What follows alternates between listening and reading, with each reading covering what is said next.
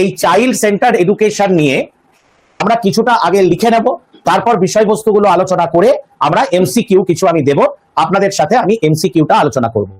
তাহলে প্রথমে একটু আপনারা লিখে নেবেন child centred education. Child centred education লিখুন।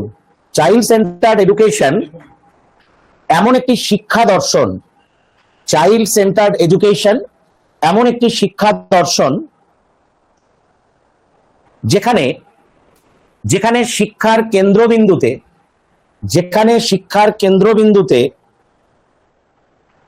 আছে শিশু, যেখানে শিক্ষার কেন্দ্রবিন্দুতে আছে শিশু এবং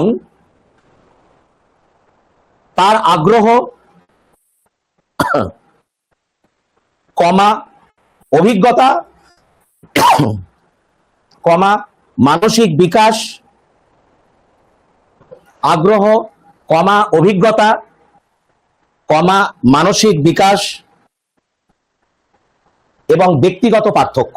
ব্র্যাকেটে লিখে রাখবেন ইন্ডিভিজুয়াল ডিফারেন্সেস। আবার প্রথম থেকে বলছি, চাইল্ড সেন্টার্ড এডুকেশন এমন একটি শিক্ষা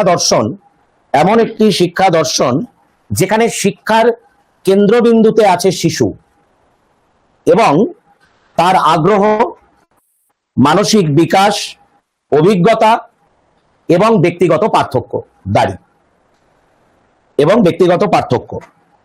এই ধারণার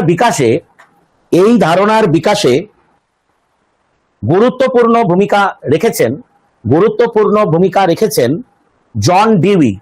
এই ধারণার বিকাশে গুরুত্বপূর্ণ ভূমিকা রেখেছেন জন ডিউই।